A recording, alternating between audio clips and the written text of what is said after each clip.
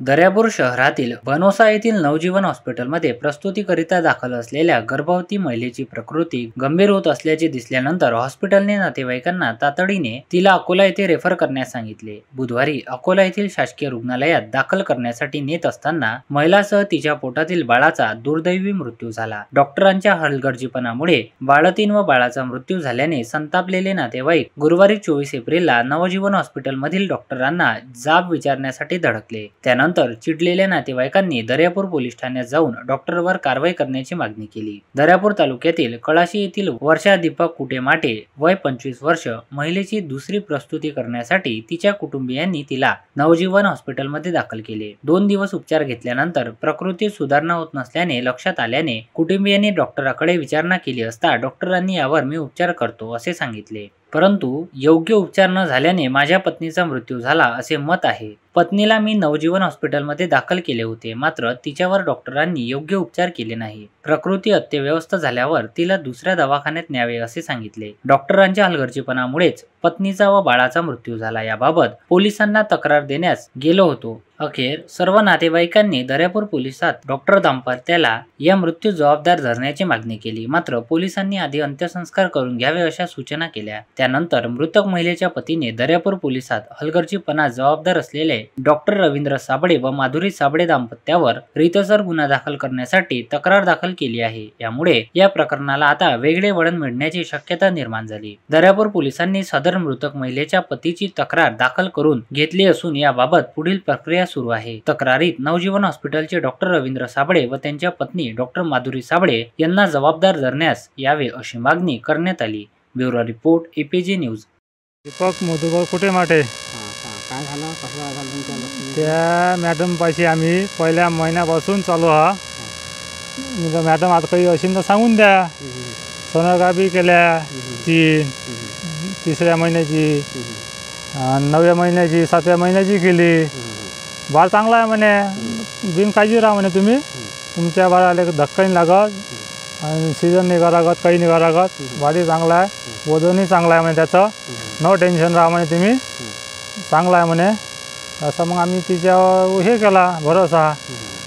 मग आलो 22 तारखेला, पहिले सकाळून आलो 12 वाजता, 22ला आलो।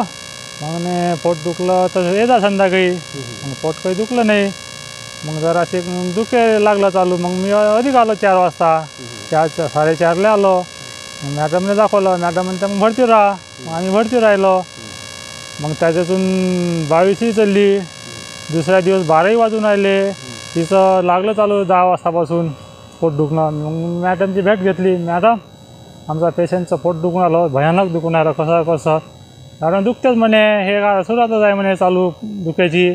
ठीक आहे बा, मग हे त्रास पेशंटला लय त्रास आहे, अधिक झालं पेशंट, डॉक्टर पेशंट त्रास लई होऊन आला, सांगा तुमचं काय, तुम्हाला टाईम झाला म्हणे 12 वाजता होते म्हणे तिची, तुम्ही नो टेन्शन राहा म्हणे, काळजी करू नका, मी ना म्हणे, तुम्ही काय टेन्शन घेता, बरं ठीक आहे बा। तर शेताचा टाईम आहे, तशी माझ्या घरची अशी त्रास आहे बैले भयानक, पण त्या मॅडमनं हात नाही लावला, काही नाही। 12 वाजता आली, नेलं अंदर नेल्यावर 10 मिनिटात 1-1.5 जात तिच्या अंदर धुतलं, मग अधिक बाहेर काढलं, भले आवाज दिला, भले म्हणे आता तुम्ही असं करा म्हणे, सिजर करा लागते, मी सिजर करा बा, तुम्हाला ते लागले ते करा।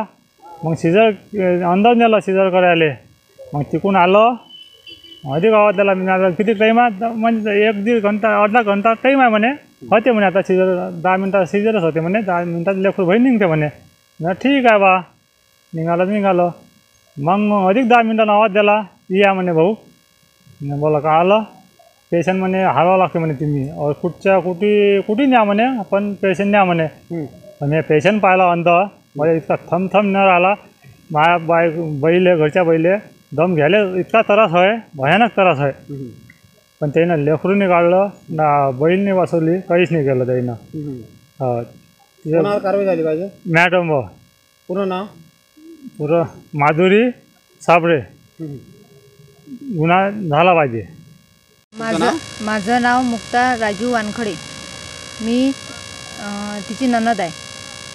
22 तारखेला तिला इथं नवजीवन हॉस्पिटलमध्ये ॲडमिट केलं आणि दुसऱ्या दिवशी 23 तारखेला म्हणत होते 11 वाजेपर्यंत तुझी डिलिव्हरी नॉर्मल होईल. आणि दुसऱ्या दिवशी दुसरा दिवस उगवला 23 तारीखचा. 23 तारखेला 11 वाजले. आम्ही मॅडमकडे जात होतो. मॅडम डिलिव्हरी कधी होते. नंतर मग मॅडम म्हणत होते डिलिव्हरी होते 10 मिनटात होते. आणि नंतर 11 वाजून गेले. 12:30 झाले. 12:30च्या दरम्यान आम्ही म्हटलं कधी होते मॅडम डिलिव्हरी कधी होते. तर त्या मॅडम म्हणत होत्या 12:30ला की आता सिझर करा लागते. सिझर करायसाठी त्यांनी आतमध्ये नेलं. आतमध्ये नेल्यानंतर 10 मिनटातच म्हणतात आता या पेशंटला अकोला एक तर अमरावती हलवा लागते. मग म्हटलं आम्ही हलवतो. ते तुम्ही आधी कोणी सांगितलं शेवटपर्यंत त्यांनी सांगितलं की हिची डिलिव्हरी नॉर्मल होते. आणि नंतर 10 मिनटातच म्हणतात की या पेशंटला सिझर करा लागते आणि इथून हलवा लागते. हलवल्यानंतर मग त्यांनी म्हटलं अकोला न्या एक तर नाही तर अमरावती न्या. अमरावती आम्हाला परवडत नव्हतं. आम्ही अकोला आणलं. अकोला ॲम्ब्युलन्समध्ये ठेवलं. व्हेंटिलेटर लावलेलं होतं. सलाईन लावलेले होते. आणि परिस्थिती एवढी होती की इतकी काही तळफळत होती. ते हातपाय घासत होती. पोट उंच मोठं पोटात बाळ. आणि अकोल्याच्या गेटपर्यंत जात नाही तर तिनं हातपाय हलवणं बंद केले. आणि तिचे सगळे स्टॉप जमा झाले. 50 नर्स जमा झाल्या. पूर्ण मोठमोठे डॉक्टर जमा झाले.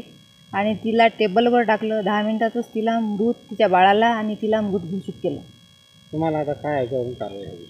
आम्हाला डॉक्टर माधुरी साबळेंच्या विरुद्ध गुन्हा दाखल करायचा आहे. त्यांनी आमच्या बाळाचा आणि 2 जीव गमावले, बाळ आणि आई. येणाऱ्या त्या हॉस्पिटलमध्ये पेशंटला काय संदेश देतात?